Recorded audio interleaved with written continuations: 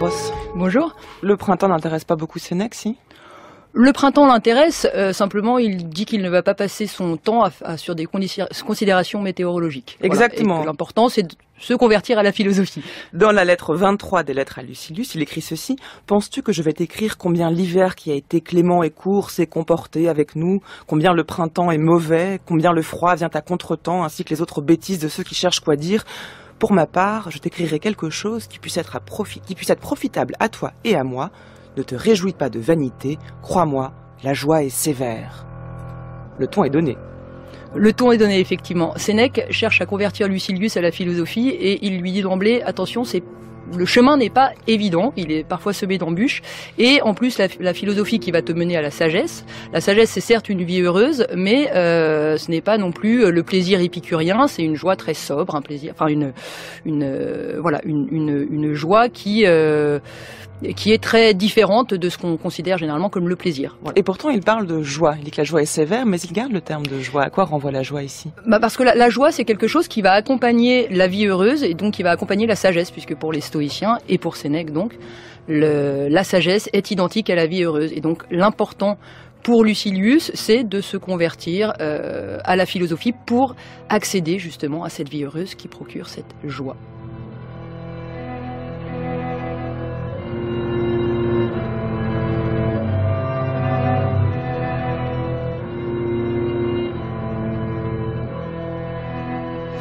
Les lettres à Lucilius, qu'on appelle lettres à Lucilius, sont le dernier texte connu de Sénèque. Elles ont été rédigées au cours des dernières années de sa vie, un peu avant l'an 65 de notre ère. Au total, on compte 124 lettres, dans lesquelles le sexagénaire, après une vie politique bien remplie, s'est retiré de toute forme de vie publique, et il exhorte son ami Lucilius à vivre selon ses préceptes. Alors plus de 3 siècles se sont écoulés depuis le stoïcisme des origines, mais Sénèque est bien l'héritier de l'école du Portique. L'influence de ces lettres est considérable, Montaigne ne cesse de les citer, Diderot les commente, et l'historien Paul Venn en a proposé il y a quelques années une édition qui s'adressait avec succès aux lecteurs du XXe siècle. Ces lettres à Lucilius sont encore étudiées aujourd'hui. Vous venez de m'apprendre, Juliette Droz, car j'ignorais qu'elles sortent au programme de l'agrégation de lettres classiques cette année. Et oui. Et ce qui est assez amusant, c'est que quand on lit ces lettres, Sénèque lui-même parie sur sa postérité. Oui, tout à fait. Sénèque dit... souvent dans les lettres, il le disait déjà dans d'autres traités, mais il dit souvent dans les lettres que finalement se consacrer à la philosophie, ce qu'il fait lui-même, puisqu'il s'est effectivement retiré de la vie publique, il est dans la retraite. Alors ce retrait, il s'est fait également parce que Sénèque avait été le conseiller de Néron, il était très proche de l'empereur, et qu'il est entré en disgrâce en 62, il s'est progressivement éloigné du prince, et donc il se consacre désormais à l'écriture philosophique, et donc c'est à cette époque qu'il écrit les lettres à Lucilius. Et Sénèque, dans ses lettres, explique que finalement, en se consacrant à la philosophie, il est bien plus utile que lorsqu'il était dans la vie publique, que lorsqu'il était dans les affaires, parce qu'en se consacrant à la philosophie, il va essayer de convertir, il va essayer de réussir à convertir Lucilius, mais au-delà de Lucilius, c'est évidemment tout lecteur des lettres à Lucilius qui est concerné, et également la postérité. Et Sénèque parle assez souvent de la postérité. Il dit « je fais une œuvre pour la postérité », et la postérité lui a donné d'ailleurs raison.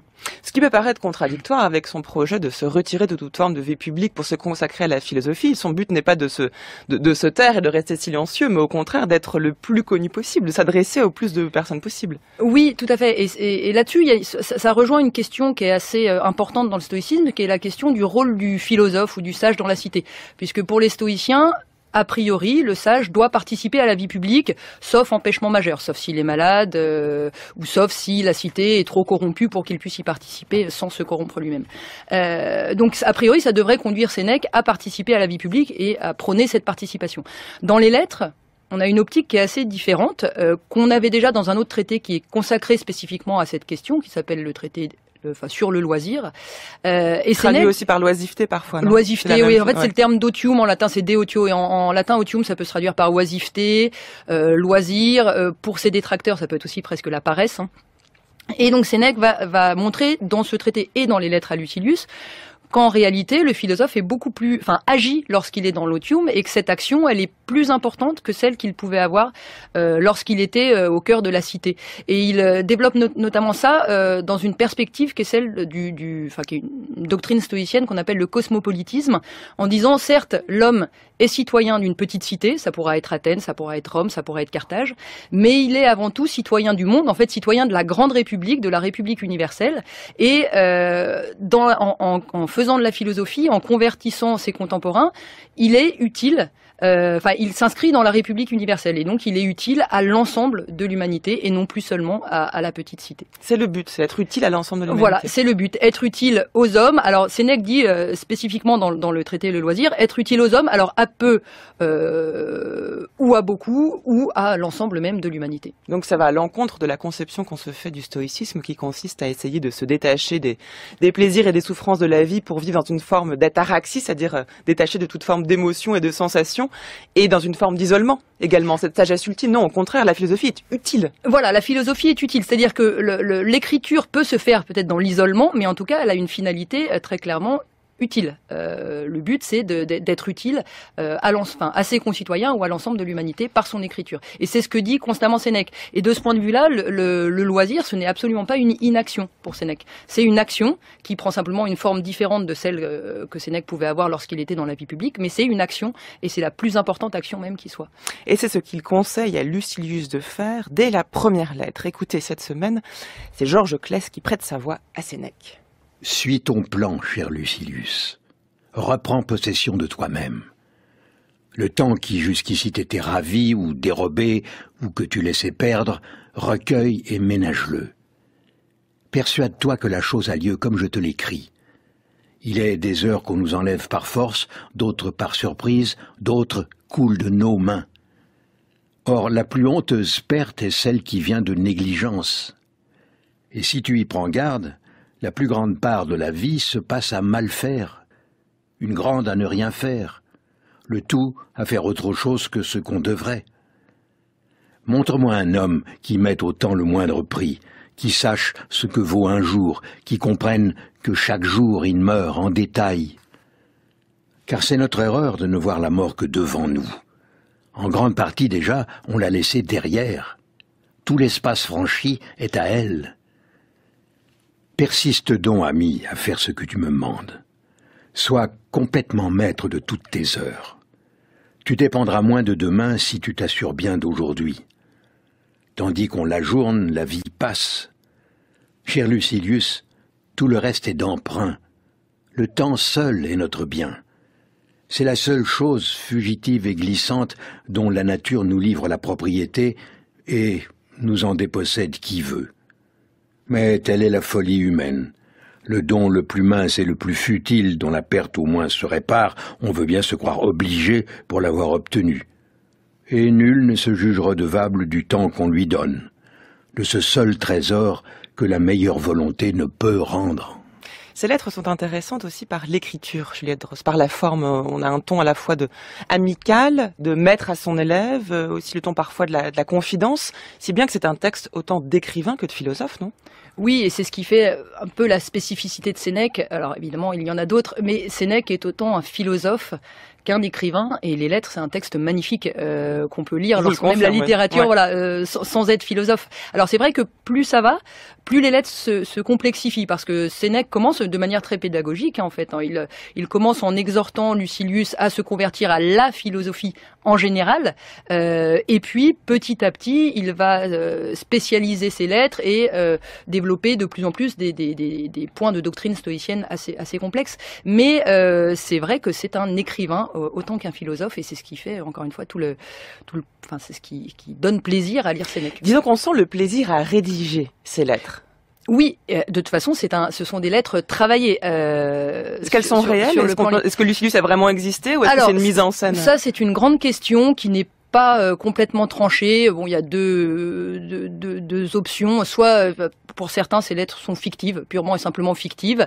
Pour d'autres, elles sont complètement réelles. Ce qui est probable, en tout cas, moi, c'est ce que je pense, mais voilà, il y a encore une fois énormément d'hypothèses là-dessus. C'est que c'est probablement une vraie correspondance, mais qui a été retravaillée, qui a été littérarisée entre guillemets, et qui a été améliorée et qui s'est transformée en œuvre littéraire. C'est-à-dire que c'est probablement fondé sur une réalité. Lucilius a existé, Lucilius et Sénèque étaient amis, mais cette correspondance, elle a été retravaillée pour devenir véritablement une œuvre littéraire. En tout cas, que ces lettres soient réelles ou pas, ce qui ressort pour le lecteur, c'est une interpellation directe. Et là, c'est très efficace. On retrouve cette dimension utile de la philosophie chez les stoïciens, en particulier chez Sénèque. En s'adressant à Lucilius, Sénèque s'adresse à nous-mêmes, en réalité. Oui, tout à fait. La question, c'est effectivement, Lucilius, c'est le destinataire officiel, objectif des lettres à Lucilius, mais derrière Lucilius, vous avez tous les lecteurs potentiels et toute la postérité. Donc c'est pour ça que ces lettres nous parlent.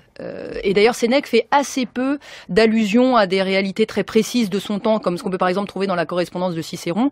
Là, c'est une correspondance qui a une vocation beaucoup plus universelle, d'où encore une fois la question de son authenticité. Est-ce que réellement c'est une correspondance qui a existé? Elle a été très certainement retravaillée pour acquérir cette dimension beaucoup plus universelle. Le contenu de ce que Sénèque cherche à transmettre à Lucilius, c'est-à-dire au lecteur, il s'étaye tout au long des lettres, mais il tient aussi en une phrase, et la première lettre qu'on a entendue tout à l'heure, sois complètement maître de toutes tes heures.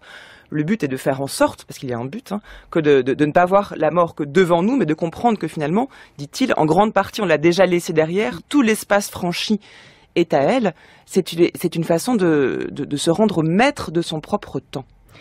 Tout à fait. Alors ça, c'est un thème qui est omniprésent dans les lettres à Lucilius et qui est d'autant plus important que Sénèque sent bien que son propre temps est compté. Et de fait, il meurt en 65, il est condamné au suicide, condamné à mort et condamné au suicide en fait par Néron.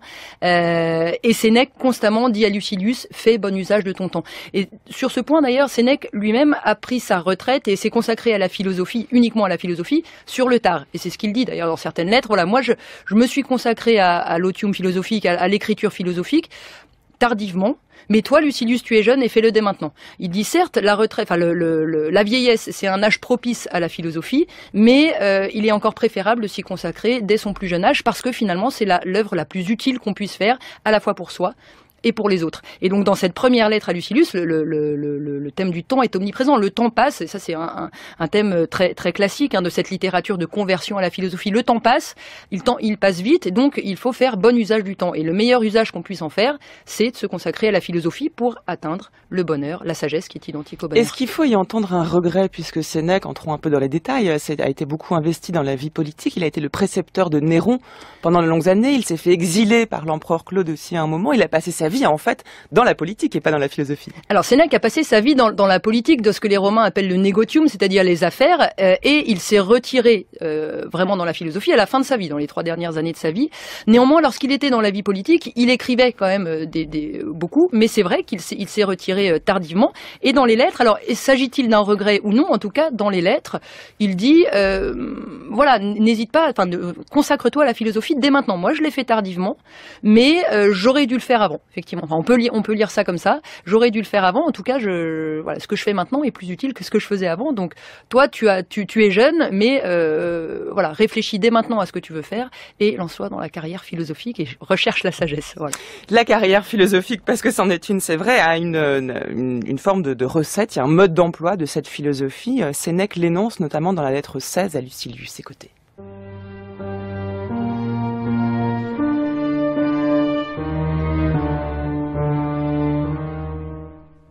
Il est évident pour toi, Lucilius, je le sais, que personne ne peut vivre heureux, ni même de façon tolérable, sans zèle pour la sagesse. Que la vie heureuse se réalise par la sagesse parfaite. Du reste, même une vie tolérable par l'ébauche de la sagesse. Mais ce qui est évident, on doit l'affermir et l'enfoncer plus profondément en soi par un entraînement quotidien. On a plus de peine à tenir ses résolutions qu'à en prendre d'honorables. On doit persévérer et gagner en force par un zèle assidu jusqu'à ce qu'une bonne intelligence remplace ce qui est bonne volonté. C'est pourquoi tu n'as que faire avec moi de plus de mots et d'une justification si longue. Je comprends que tu as beaucoup progressé. Les mots que tu m'écris, je sais d'où ils viennent. Ce ne sont ni déguisements, ni fards. Je dirais pourtant mon sentiment. Désormais, j'ai de l'espoir à ton sujet. Pas encore confiance. Toi aussi, je veux que tu fasses de même. Il n'y a pas lieu de croire si vite et si facilement en toi. Fouille-toi, scrute-toi, observe-toi dans tous les sens. Avant toute chose, vois si tu as progressé dans la philosophie ou dans la vie même. La philosophie n'est pas un métier public ni fait pour la montre. Elle n'est pas dans les mots, mais dans les choses. On ne s'y emploie pas dans le but de faire passer la journée en s'amusant pour ôter au loisir sa nausée. Elle forme et forge l'âme. Elle ordonne la vie. Elle régit les actions. Elle indique ce qu'on doit faire ou négliger. Elle siège au gouvernail et dirige la course des hommes ballottés à travers des écueils. Sans elle, personne ne peut vivre sans trembler, personne sans souci. D'innombrables accidents surviennent d'heure en heure. Sénèque se mélange de grande rigueur et de lyrisme quand même, hein, qui est présent dans ses lettres, Juliette Droz, et qui fait tout l'intérêt de l'écriture elle-même. On en a dit 2 mots. Alors quelle définition de la philosophie? C'est extrêmement riche, extrêmement valorisante. C'est vraiment quiconque s'interroge sur le sens de la philosophie devrait lire cette lettre, non? Oui, ce que dit Sénèque dans cette lettre, ce sur quoi il insiste, et ce qui est très important dans la philosophie ancienne, c'est que la philosophie, c'est une pratique quotidienne, qu'il faut constamment méditer, ruminer les préceptes philosophiques pour, en réalité, se les approprier, les faire siens et transformer, ce que dit Sénèque, il faut transformer ce qui n'est que bonne volonté. On a certes la volonté d'accéder à la sagesse, mais il faut transformer cette bonne volonté en sagesse. Et comment est-ce qu'on va transformer cette bonne volonté en sagesse ? Précisément par la philosophie, qui est cet exercice quotidien d'appropriation des préceptes. C'est même encore plus que ça, parce que c'est à la fin de la lettre, il dit que la philosophie a le devoir de nous protéger. La philosophie a le devoir de nous protéger. La philosophie, c'est ce qui va nous permettre d'atteindre la sagesse, et la sagesse est synonyme de tranquillité, de sérénité et d'une certaine manière d'inaccessibilité aux injustices. Voilà. Lorsqu'on est sage, on ne peut pas retomber, dit constamment Sénèque, disent les stoïciens. On est dans un état de stabilité immuable, et donc la sagesse nous protège contre tous les accidents finalement, contre le malheur. Cela va avec. Donc la promesse de la philosophie, elle est immense, et c'est ce que dit Sénèque. La philosophie, ce n'est pas seulement un discours.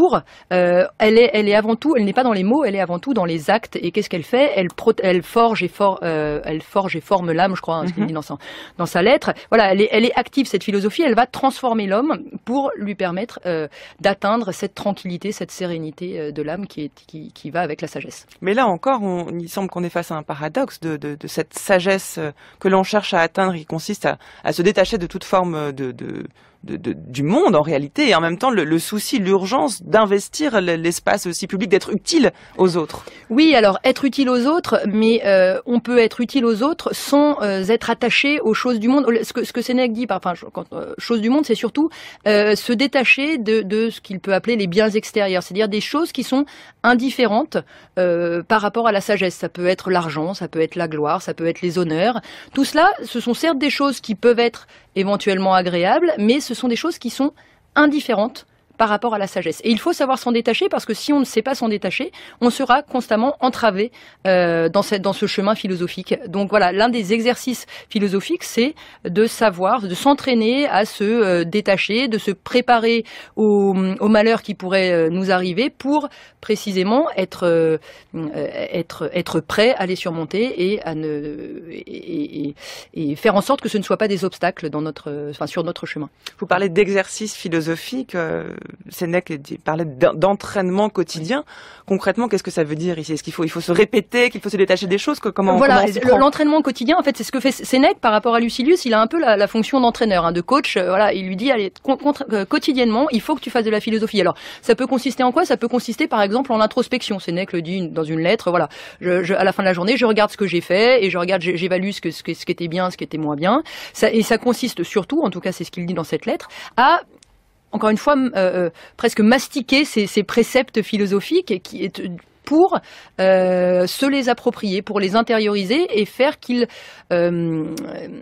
qu'ils orientent constamment et presque du coup inconsciemment notre comportement. On les aura tellement intériorisés, tellement assimilés qu'ils nous guideront vers la sagesse de manière presque naturelle. Voilà. Mais est-ce qu'il ne faut pas se méfier d'une lecture qui serait trop psychologisante, qui identifierait la philosophie selon Sénèque à une sorte de méthode Coué où on se répète les choses en permanence pour y parvenir? Alors méthode Coué, c'est la grande question. Non, je pense pas que ce soit ici de la méthode Coué parce que c'est vraiment encore une fois une intériorisation des principes. Voilà, la méthode Coué n'est pas fondée sur un système philosophique solide. Voilà, et que là, en l'occurrence chez Sénèque, c'est le stoïcisme qui soutient tout cela. Mais voilà, l'idée c'est que c'est pas seulement des principes philosophiques théoriques, ce sont des préceptes et des principes ou des préceptes qu'il faut constamment pratiquer par cette. Mais c'est ça qui est quotidienne. compliqué peut-être à comprendre pour nous aujourd'hui, et c'est pour ça que je vous fais l'objection d'une lecture trop psychologisante qu'on pourrait regarder du coup avec mépris en se disant mais là oui c'est pas vraiment de la philosophie. C'est que dans la philosophie antique, et y compris chez les stoïciens, Pierre Hadot l'a très bien montré, théorie et pratique ne sont pas distincts. C'est la même chose. Il n'y a pas d'un côté l'écriture, la lecture, et de l'autre la mise en œuvre ou l'action. C'est qu'il y a une espèce de cohésion des deux, qui fait que la philosophie se trouve dans les deux domaines. Il n'y a même pas de distinction en fait, entre théorie et pratique. Il y a exactement, et c'est la grande distinction, c'est ce que Pierre Hadot a montré, vous l'avez dit, c'est la grande différence entre la philosophie ancienne et la philosophie moderne ou contemporaine, c'est qu'effectivement il y a cette dimension pratique qui est indissociable de la théorie. Et Sénèque l'a dit dans la lettre qu'on vient de lire, la lettre 16. Ouais. Voilà, attention que ta philosophie ne se limite pas à des mots. La philosophie, ce ne sont pas des mots, ce sont aussi des actes. Et les actes, ils vont finalement, ils correspondent aux mots et ils complètent les mots. Enfin voilà, l'un ne va pas sans l'autre. On ne peut pas philosopher en faisant simplement des discours. Mais à contrario, si on agit sans avoir de fond philosophique, voilà, on va pas bien agir. Donc les deux vont ensemble. Les actes sont guidés par les mots et les mots doivent déboucher sur des actes. De même que la philosophie ne va pas sans la littérature et sans une forme de dramaturgie. Écoutez un extrait de Phèdre, une pièce de Sénèque. Pourquoi restes-tu insensible au bonheur? Pourquoi t'infliges-tu des épreuves pénibles? Celui qui est forcé par le destin a le droit d'être malheureux. Mais celui qui s'expose volontairement au malheur et prend plaisir à se torturer mérite de perdre toutes les bonnes choses dont il ne sait pas se servir. Dieu a décidé ce qu'il faut pour chacun à tous les âges. Le plaisir pour les jeunes, les soucis pour les vieux. Pourquoi te renfermes-tu? Pourquoi réprimes-tu tes penchants naturels? Toi qui vis comme un ours à l'écart de la vie, tu veux donc te faire une jeunesse triste et déserte d'amour? Fréquente la ville, cherche à rencontrer tes semblables. Aucune vie n'est plus libre, plus à l'abri du vice que la vie dans les forêts, loin des villes, comme au début de l'humanité. Celui qui a consacré son innocence aux cimes des montagnes ne connaît ni la rage de posséder, ni l'envie de la célébrité, ni les mondanités suspectes, ni les calomnies, ni les succès faciles. Il n'est l'esclave d'aucun pouvoir. Il ne poursuit ni de vains honneurs, ni d'éphémères richesses. Libre d'espérer et de craindre, il est à l'abri de la morsure empoisonnée et de la noire ambition. Il ne connaît rien des crimes qui prolifèrent dans la jungle des villes. Ignorant tout ce bruit, il n'en est pas troublé. Il fuit d'instinct les fastes royaux. Les grands boivent de l'angoisse dans leur vaisselle en or. Lui, ce qu'il aime, c'est boire l'eau des sources dans le creux de sa main. Celui qui couche à même le sol dort du sommeil du juste.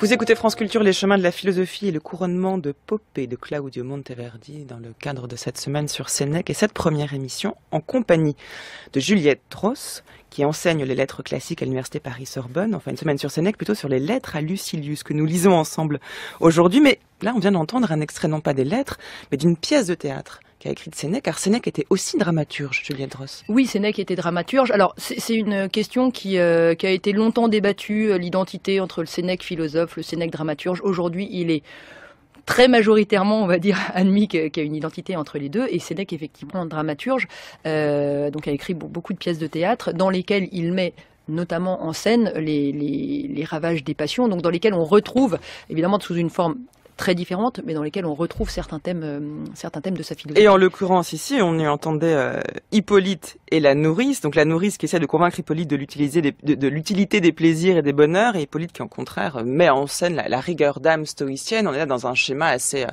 assez classique, peut-être réducteur, mais en tout cas qui fonctionne très bien d'un point de vue dramaturgique. Oui, tout à fait. Mais de toute façon, Sénèque, c'est ce qu'on disait tout à l'heure rapidement au début de cette émission, Sénèque, c'est un écrivain, c'est un philosophe, mais c'est un écrivain. Et en effet, dans sa dramaturgie, il peut finalement donner libre cours à ses talents d'écrivain, à ses talents de poète ici, tout en reprenant des thèmes philosophiques qu'on trouve par ailleurs dans sa correspondance, dans ses traités philosophiques.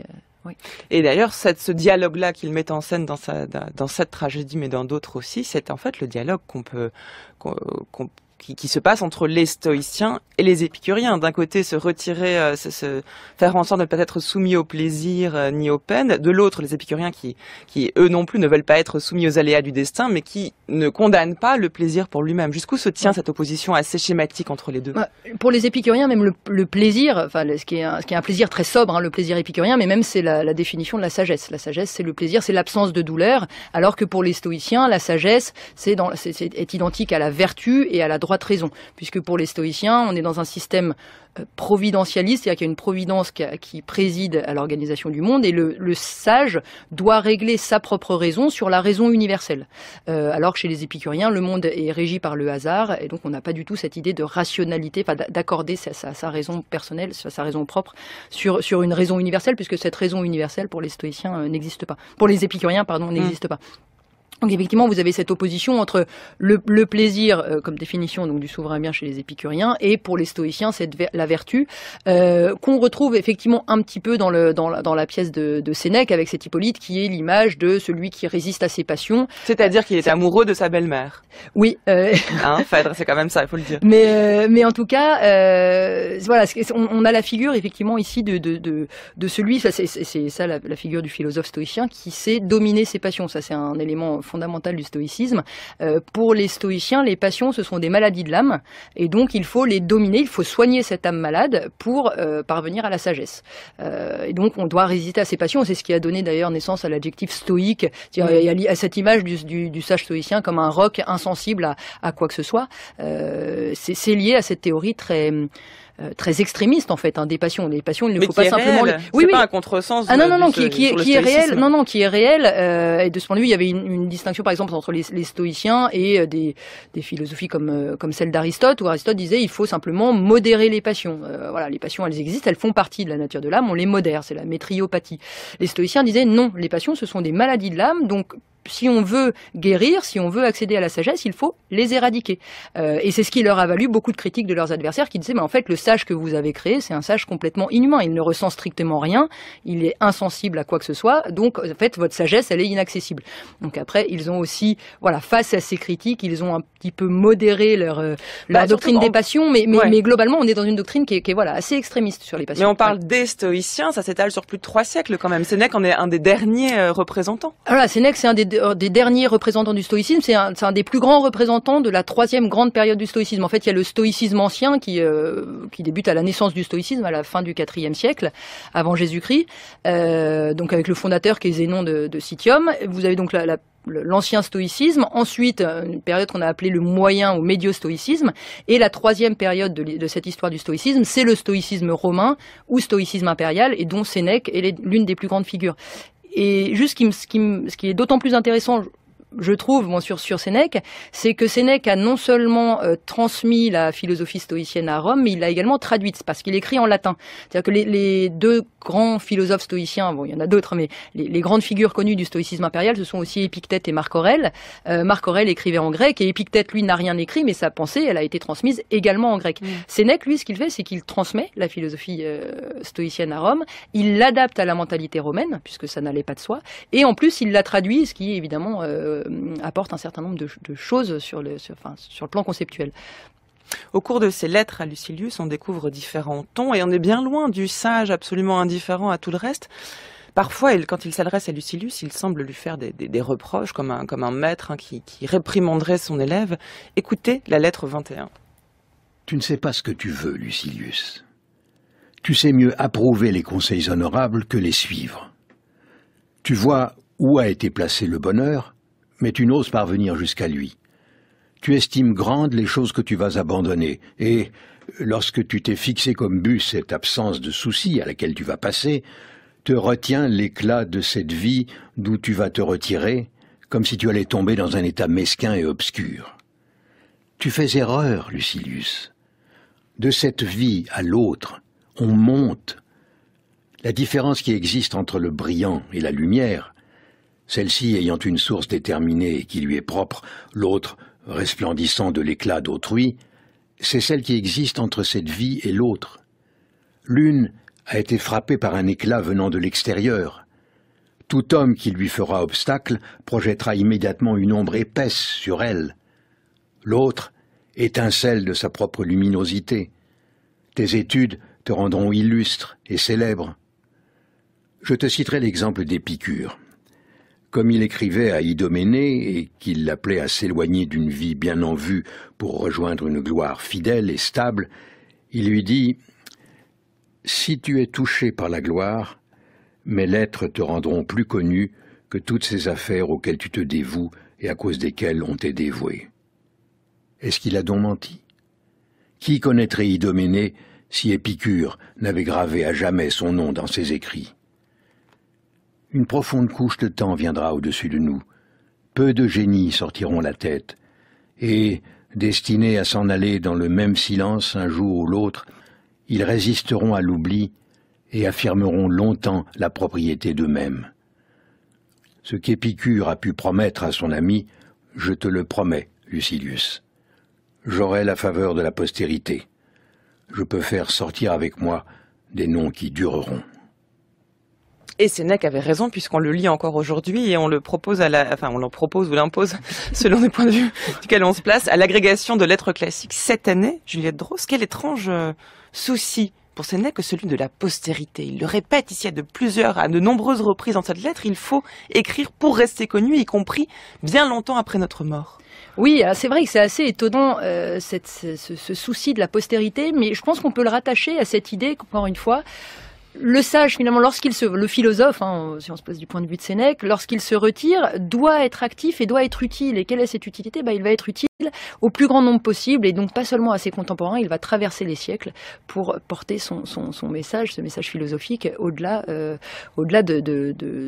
son époque et de son destinataire. Mais c'est vrai que ce que fait Sénèque ici, c'est une promesse d'immortalité littéraire, en fait, à Lucilius. Et de fait, encore une fois, il n'a pas eu tort, dans la mesure où je pense que si on connaît Lucilius, c'est en tant que destinataire de Sénèque, et non pas pour ses fonctions officielles à l'époque sous l'Empire romain. Voilà, Sénèque distingue deux manières de devenir célèbre, soit en profitant de la célébrité d'un autre, ce que Lucilius fait avec Sénèque en réalité, soit en devenant soi-même illustre.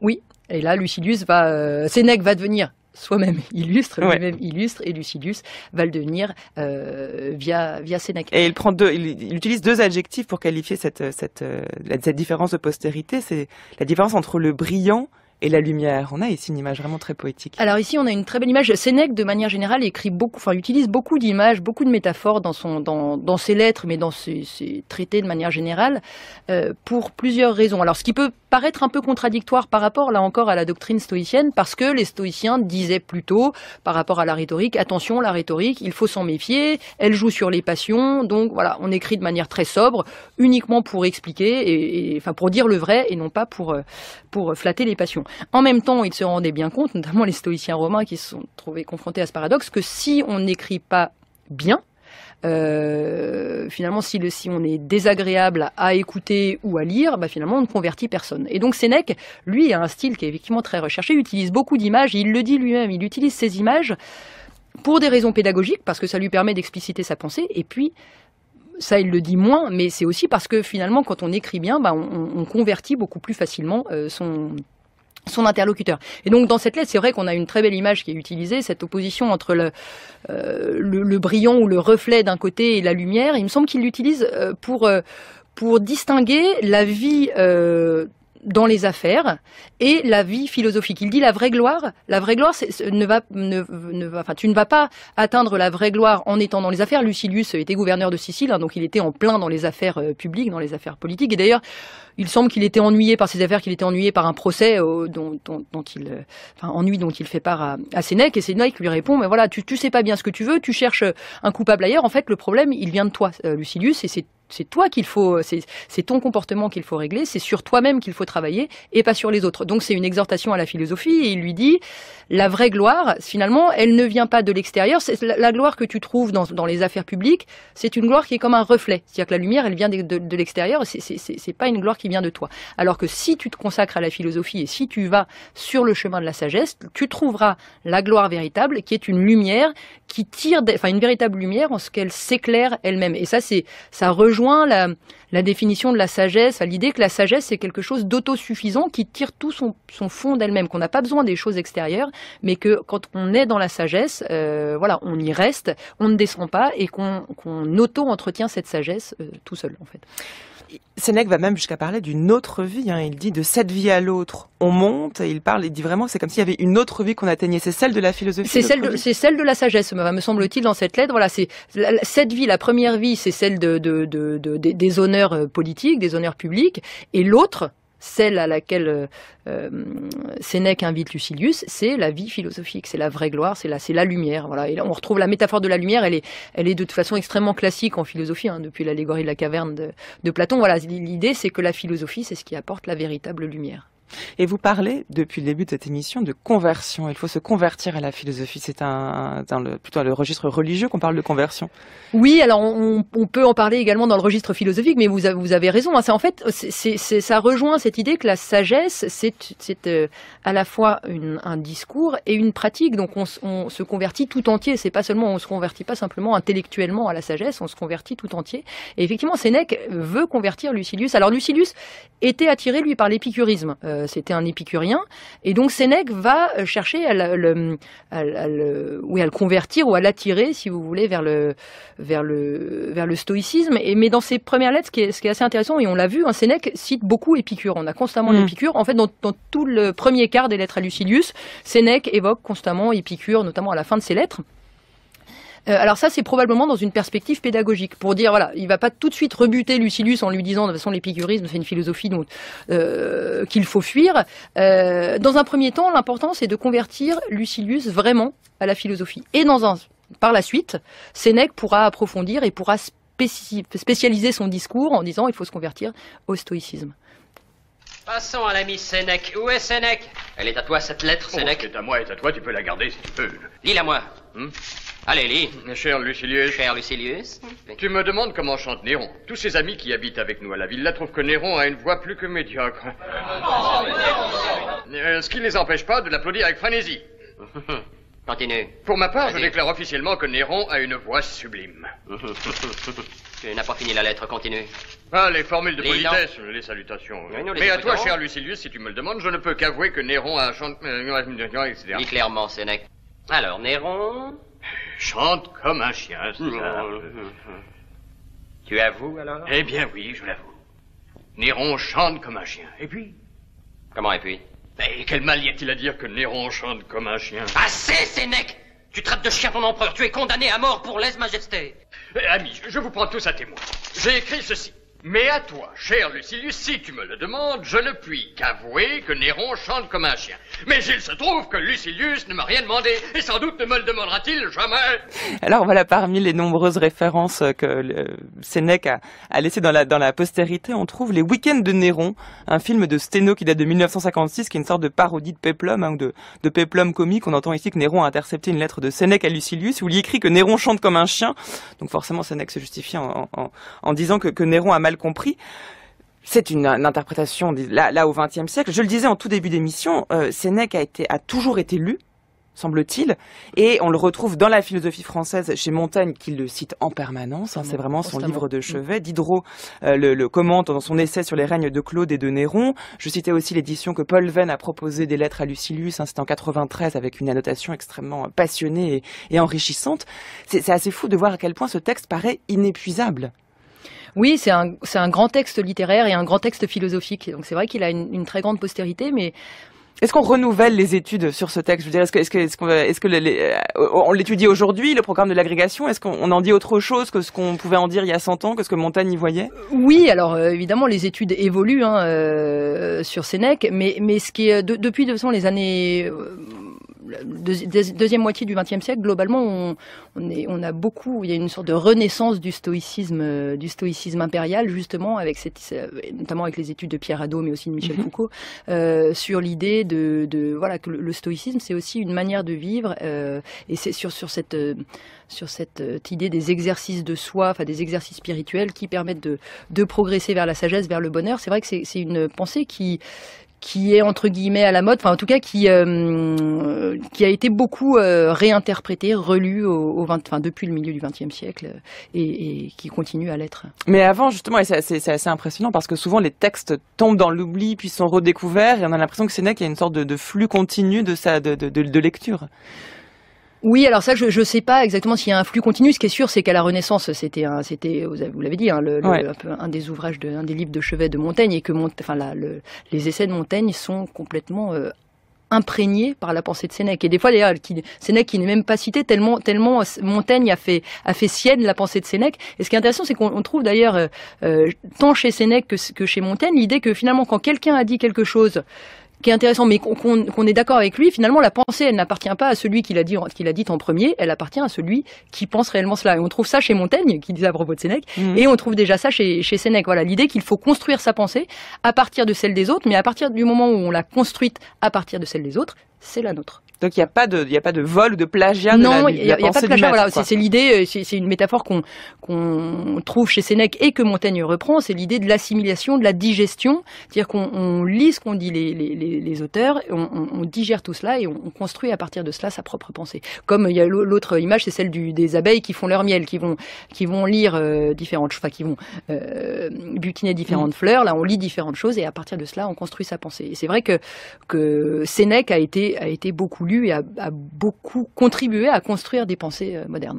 Ce qui veut dire qu'il y aurait autant de Sénèque que de lecteurs, en réalité, si chacun peut faire son Sénèque.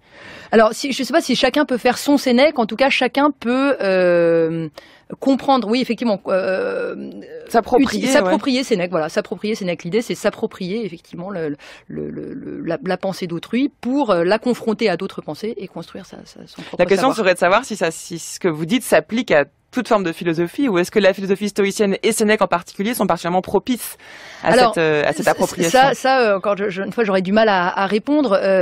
Pour Montaigne comme pour Sénèque, l'idée c'est qu'on peut aller chercher chez différents philosophes, voilà, et qu'on construit sa pensée à partir de différents philosophes. C'est ce qui permet aussi à Sénèque de dire, moi je suis pas entre guillemets l'esclave des stoïciens. Je vais pas dire ce que disent les maîtres stoïciens parce que je suis stoïcien. Je suis libre et ma pensée est libre également. En revanche, c'est évident que Sénèque c'est un des grands représentants du stoïcisme parce qu'il a transmis cette pensée stoïcienne, mais il a une pensée assez originale dans le stoïcisme quand même, et que c'est une pensée qui lui est propre, et il revendique cette entre guillemets cette liberté de pensée au sein du stoïcisme. La bonne nouvelle aussi quand on lit ses lettres et quand on lit Sénèque, c'est que la sagesse qu'il prône, elle est accessible. C'est pas la béatitude si difficile à atteindre, que ce soit chez Aristote ou chez Spinoza. Nous pouvons devenir sages, c'est à notre portée. Nous pouvons devenir sages. Alors ça, c'est la théorie stoïcienne. Nous pouvons devenir sages. Il n'y a pas de rupture entre ce que les stoïciens appellent la sottise ou la bêtise, enfin le fait de ne pas être sage, et la sagesse. On peut parvenir à la sagesse.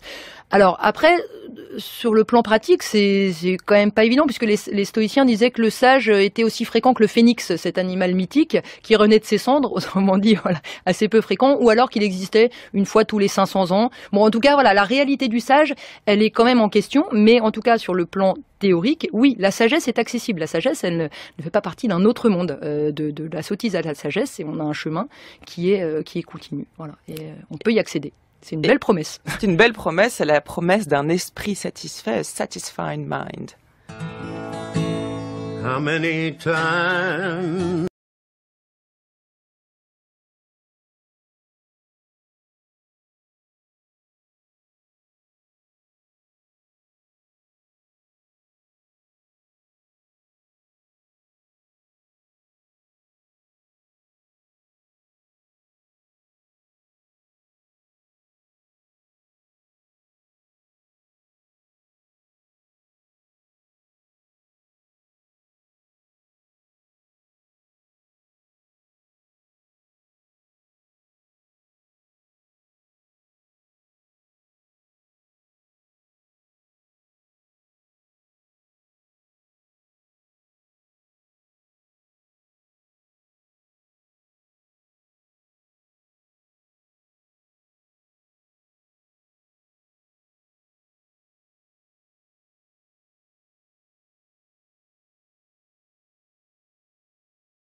peut parler de chansons stoïciennes ici, Juliette Dross? Alors stoïcienne, je sais pas, mais en tout cas c'est très proche de ce que dit Sénèque, hein, Satisfied Mind, voilà. Merci beaucoup d'être venu nous parler des lettres à Lucilius aujourd'hui. Merci à vous. Je renvoie à votre édition d'un autre texte de Sénèque, La tranquillité de l'âme, que vous avez traduit donc du latin au français, présenté, qu'on trouve en collection Point Essai, ainsi que Voir la philosophie, les représentations de la philosophie à Rome, rhétorique et philosophie de Cicéron à Marc Aurèle, qu'on trouve aux éditions Les Belles Lettres. With a satisfied mind.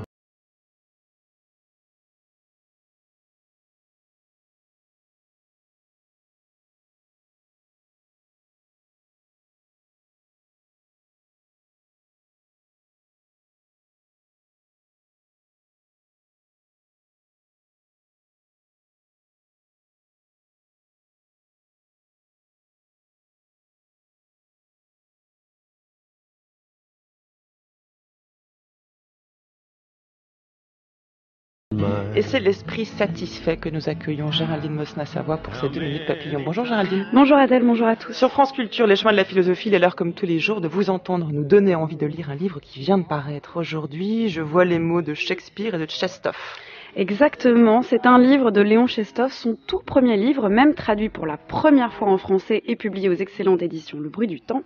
Alors Léon Tchekhov, je le rappelle, ou je l'apprends, philosophe russe, est connu pour ses très belles pages sur la philosophie de la tragédie chez Nietzsche et Dostoïevski, sur l'idée de bien chez Tolstoï et Nietzsche aussi, ou encore sur Kierkegaard et la philosophie existentielle. Mais dès ce premier livre, on trouve déjà cet accent mis sur la tragédie, sur l'existence de chaque individu comme seule voie à explorer pour le penseur. Mais ici, Tchekhov ne part ni de Dostoïevski, ni de Tolstoï, ni de Nietzsche, mais de celui qu'il considérait alors comme son premier professeur de philosophie, Shakespeare. All the world's a stage, and all the men and women merely players. They have their exits and their entrances, and one man in his time plays many parts, his acts being 7 ages. Le monde entier est un théâtre et tous, hommes et femmes, n'en sont que les acteurs. Le célèbre monologue de Jacques dans la scène 7, acte 2 de Comme il vous plaira, ouvre à merveille le premier essai de Léon Tchekhov parce qu'il contient toute l'originalité de son approche. Son approche, c'est d'abord, je cite, une recherche agitée, impatiente, fiévreuse, digne donc d'un personnage tragique qui s'oppose à une lecture, la lecture rationaliste et scientiste de Shakespeare faite par le critique Georg Brandes. Comme on s'oppose, donc une lecture digne d'un personnage tragique, comme on s'oppose à la nécessité du destin et de cette lecture. Mais son approche, c'est aussi et surtout de vouloir lire Shakespeare en partant de ses personnages, hommes et femmes, comme s'ils étaient n'importe quel individu, ou plutôt comme si nous pouvions être à leur place. Qui d'ailleurs n'a jamais lu Le Roi Lear ou Coriolan se demandant ce qu'il ferait à leur place, qui n'a jamais, non pas tiré une leçon, mais entreaperçu la tragédie de sa propre existence en lisant celle de Brutus, qui lui décide d'agir, ou d'Hamlet, bien sûr, qui lui, pour le coup, est paralysé. Ce qui intéresse Tchekhov, ce ne sont donc pas les lois, ce n'est pas la nécessité du monde extérieur, mais le hasard, le théâtre du monde intérieur qui se joue en chacun. L'objet de la philosophie, selon lui, c'est bien de suivre jusqu'au bout les destinées des individus, d'apprendre à voir la vie et non pas d'être aveuglé par la pensée, ce que seul permet la tragédie, ce que seul permet de révéler un Hamlet capable certes de méditer, mais incapable de voir la vie telle qu'elle est. Et donc ce livre magnifique, Géraldine, s'appelle Shakespeare et son critique Brandes. C'est donc paru aux éditions Le Bruit du Temps. C'est de Léon Tchekhov. C'est traduit par Emma Guillet, présenté par Emma Guillet et avec une postface de Ramona Fotiade. Merci Géraldine, c'est noté. Merci à tous. Merci à Nicolas Bouteloup qui a préparé cette émission, ainsi que Livia Garrigue, Marianne Chassor, Antoine Ravon, Nicolas Berger qui réalise cette semaine, Jacques Azubert qui a la prise de son aujourd'hui. On se retrouve demain pour la suite de cette série consacrée aux lettres à Lucilius de Sénèque. Comment apprivoiser la mort? Eh bien, ce sera le maître de conférence de langue et littérature latine à l'université Paul Valéry de Montpellier, Jérôme Laguaner, qui viendra répondre à cette question. À 11h sur France Culture, vous retrouverez Florian Delorme pour son émission Culture Monde. Bonjour Florian. Bonjour Adèle. Votre programme cette semaine est ambitieux, courageux, nécessaire. Transformer l'État. Exactement, on va parler de l'État et de la transformation de l'État. Effectivement, c'est très très difficile, mais on va faire un petit tour du monde comme on le fait chaque semaine pour essayer de voir ce qui se fait en la matière. Bon courage Florian. Merci. Et à demain. Pour réécouter l'émission, rendez-vous sur le site de France Culture. Vous pourrez la réécouter en ligne, mais aussi la télécharger, la podcaster. Rendez-vous sur nos pages Facebook et Twitter.